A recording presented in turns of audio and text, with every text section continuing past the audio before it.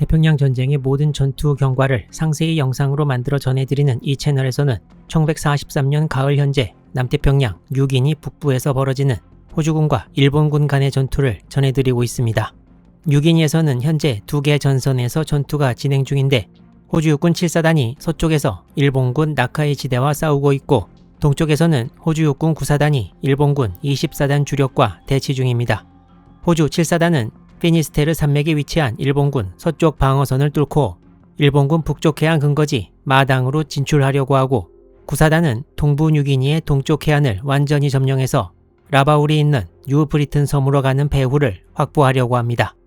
이 지역은 개전 이래 전투가 계속된 솔로몬의 인근 전체에서 봤을 때 이 지역에 해당하게 되고 이 채널에서는 먼저 7사단 전투 지역에 이어 9사단 전투 지역 상황을 다루고 이후에 부겐빌에 상륙한 미해병 제3사단의 전투 경과를 전해드릴 예정입니다. 이 채널에서는 태평양 전쟁 전황을 시간 순서에 맞춰 따라가고 있기 때문에 세 전선의 이야기를 먼저 1943년 11월 하순 상황까지 진행한 뒤 다른 전선 상황으로 넘어가도록 하겠습니다. 현재 전투가 벌어지고 있는 지역을 보시면 호주군이 평야 지대의 둔푸를 점령하고 북쪽의 일본군 근거지 마당까지 가려고 하는데 산지를 돌파해야 합니다.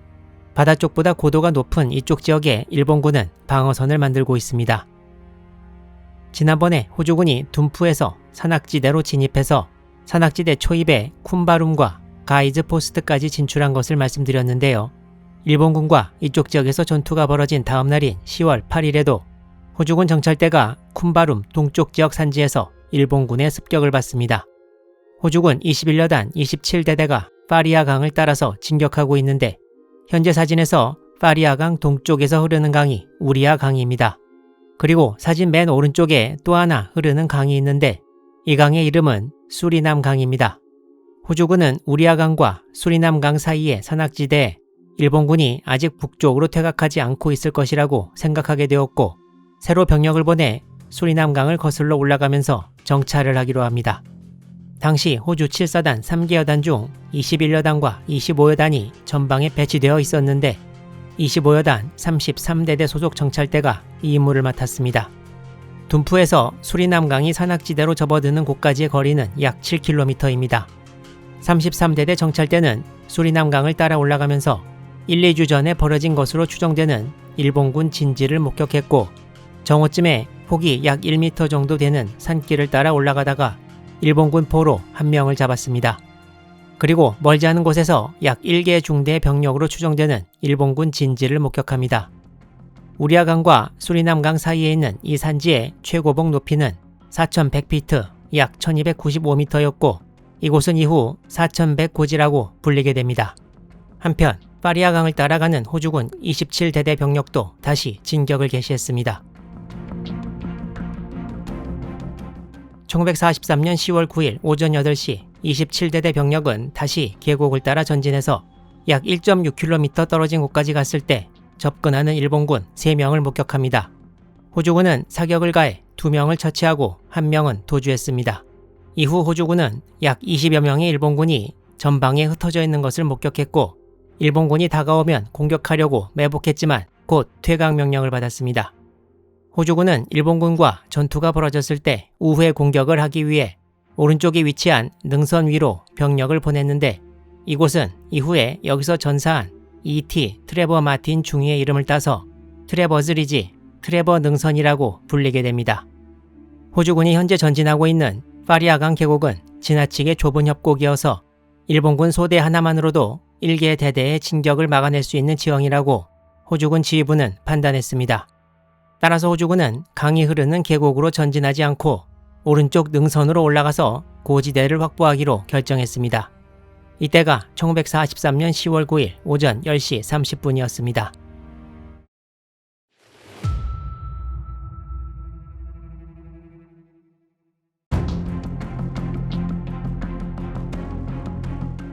호주군은 오른쪽 능선으로 올라가기 전에 전날 설정한 가이즈 포스트와 오늘 새로 베버리지 포스트를 설정하고 각각 1개 소대씩을 배치시켰습니다. 후방 경계와 보급로 확보를 위함이었습니다. 능선을 올라가던 호주군은 곧 일본군이 쓰고 있는 산길을 발견합니다. 호주군은 오후 3시경 이 산길에서 일본군 약 15명을 목격했는데 호주군이 접근하는 것조차 모르고 밥을 짓고 있었다고 합니다. 호주군은 바로 공격을 가해 일본군 8명이 전사하고 나머지는 도주했습니다. 이후 다시 일본군 병사 14명이 접근하는 것을 보고 호주군은 다시 사격을 가했고 일본군은 3명의 전사자를 남기고 도주했습니다. 호주군에서는 5명의 부상자가 나왔습니다. 산악지대 초입인 쿤바룸에서 약 8km 정도 계곡을 따라 전진하자 이제 일본군이 본격적으로 나타나기 시작한 것입니다. 일본군은 후방 어딘가에서 이 길을 따라 다니고 있을 것이 분명했습니다. 호주군은 10월 9일 밤이 되자 트레버 능선과 일본군 트랙 반대편 언덕에 방어 진지를 구축하고 밤을 보냈습니다. 다음 날인 1943년 10월 10일 새벽부터 소수의 일본군이 호주군 진지를 향해 함성을 지르는 것이 들려왔습니다.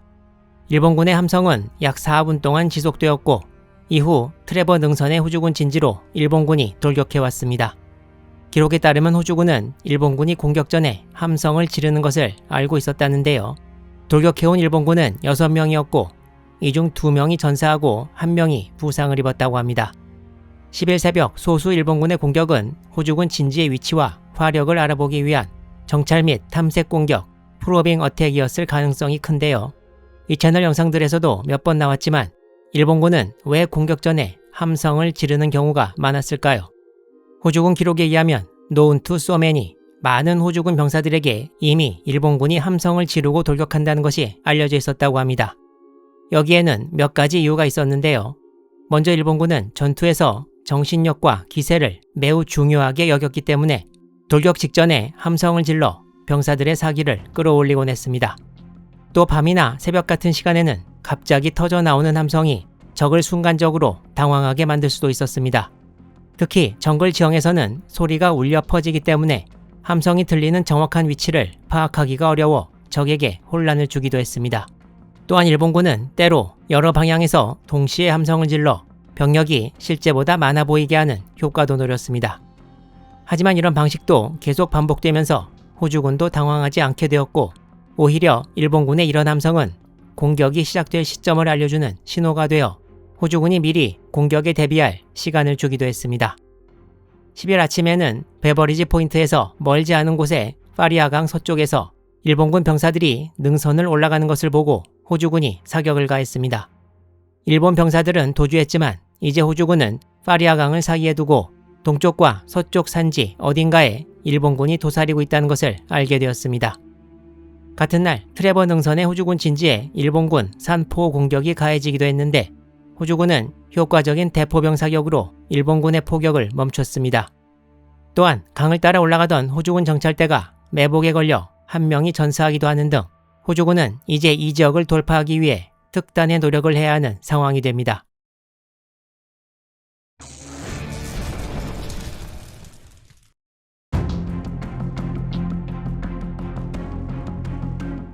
현재 호주군은 산악지대 입구인 쿤바룸에서부터 진격을 시작해 21여단 27대대가 선봉에 서서 파리아강을 따라 전진하면서 이제 동쪽 고지의 일본군과 대치하고 있습니다. 25여단 33대대 병력은 훨씬 더 동쪽에서 수리남강을 따라 전진하다가 이제 4100 고지의 일본군과 대치하고 있습니다. 쿤바룸 바로 옆에 있는 킹즈힐에는 제6 코만도 중대가 배치되어 있었으나 10월 10일 아침 21여단장 도어티 준장은 21여단 소속 14대대를 킹즈힐로 보내 제6 코만도 중대와 교대하게 했습니다. 원래 14대대 일부 병력이 27대대의 보급로를 엄호하고 있었는데 이제 14대대 전체 병력을 쿤바룸, 킹즈힐 지역으로 올리게 된 것입니다. 21여단의 마지막 대대인 16대대는 아직 둔푸 서쪽의 평야 지대에 있었는데 말라리아가 부대를 덮쳐 곤욕을 치르고 있었습니다. 라무 계곡은 낮은 늪지대가 많아 말라리아 모기가 대량으로 번식하는 지역이어서 호주군은 병사들의 건강을 유지하는 데 특히 신경을 써야 했습니다. 이런 어려움에도 불구하고 16대대는 27대대의 진격로 서쪽 지역 정찰에 나섰는데요. 파리아강 서쪽의 높은 능선 아래까지 도달했을 때 일본군의 사격을 받고 근처 위치에 경계 진지를 설치하고 일단 물러났습니다. 21여단과 함께 전진하는 7사단 25여단장은 케네스 이더 준장이었는데 이더 여단장은 33대대에 4100 고지를 점령할 것을 명령합니다. 33대대의 2개 중대는 10일 오후 4시부터 고지를 향해 올라가기 시작했는데 산세가 험해 진격이 매우 힘들었습니다. 오후 5시에는 키티오크 전투기들이 후방에서 출격해서 고지 정상의 일본군에 기총소사를 가하기도 했습니다. 고지의 일본군은 호주군 전투기에 대응 사격을 가했고 고지 아래에서 접근하는 호주군에도 사격을 가했습니다. 호주군은 공격 개시 3시간이 지난 오후 7시에도 계속 전진하고 있었는데 당시 33대대에서 여단 본부에 보낸 메시지에는 Very hard going, 진격이 매우 어렵다는 내용이 적혀 있었습니다. 하지만 이더 여단장은 호주군이 야간 전투에 익숙하지는 않았지만 4100 고지를 다음날 날이 밝기 전까지 점령해야 한다는 방침을 정하고 33대대 병력에 계속 진격을 명령했습니다. 당시 일본군은 33대대의 1개 중대가 접근하는 것은 알고 있었지만 또 다른 중대가 우회에서 올라오고 있는 것은 발견하지 못했는데요. 5시간 반 동안 힘들게 전진한 끝에 33대대의 1개 중대가 오후 9시 반 능선 꼭대기에 도달했고 바로 일본군 진지로 돌입했습니다. 일본군은 경계가 소홀하던 측면에서 호주군이 생각지도 못한 야간 돌격을 감행하자 처음에는 겁을 먹고 달아나려고 했지만 곧 정신을 차리고 반격을 가해옵니다.